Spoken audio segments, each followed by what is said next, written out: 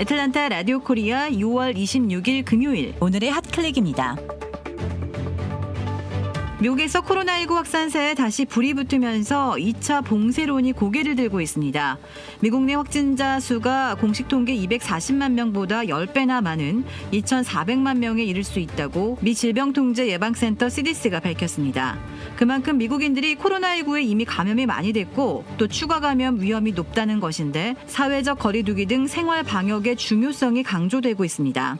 CDC는 아직 팬데믹은 끝나지 않았다고 경고하며 코로나19를 극복할 가장 강력한 무기는 사회적 거리두기라고 강조했습니다. 오늘 동부시각 오전 10시 기준 미국 내 코로나19 누적 확진자 수는 247만 7천여 명, 사망자는 12만 6천 명을 넘어섰고 조지아주의 코로나19 누적 확진자 수는 7만 1,095명, 사망자 수는 2,745명을 나타내고 있습니다.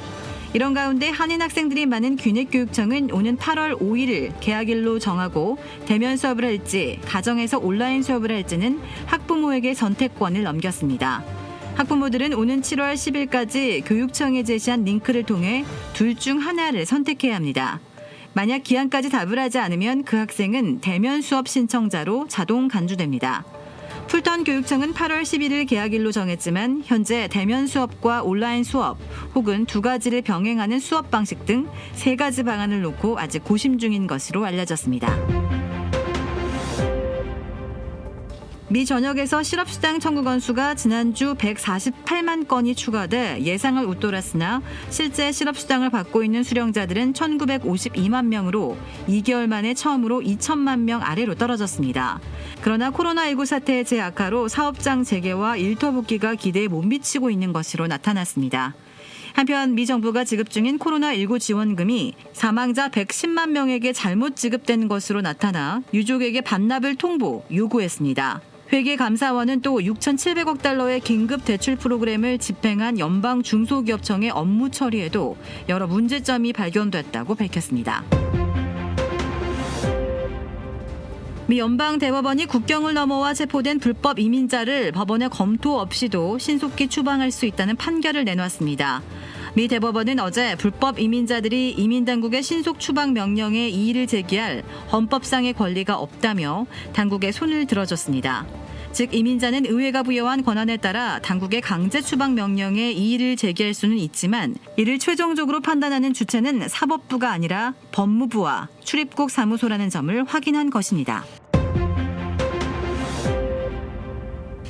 도널드 트럼프 대통령이 6.25 전쟁 70주년을 맞아 어제 워싱턴 DC에 있는 한국전 참전 기념비를 찾아 헌화했습니다. 별도 기념 연설은 없었지만 한미동맹의 가치와 위상을 재확인하는 차원으로 해석됩니다.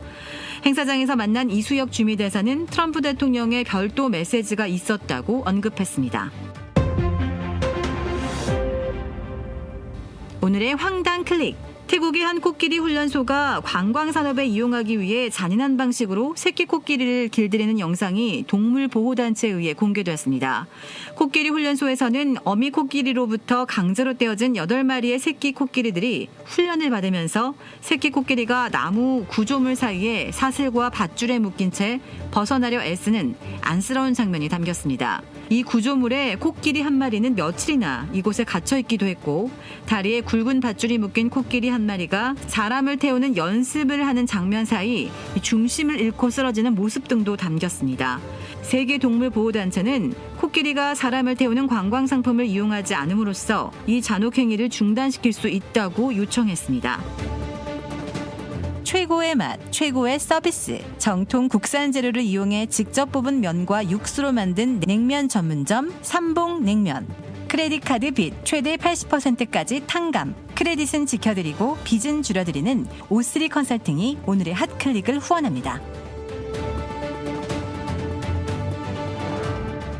이상 애틀란타 라디오 코리아 6월 26일 금요일 오늘의 핫클릭의 고지선이었습니다.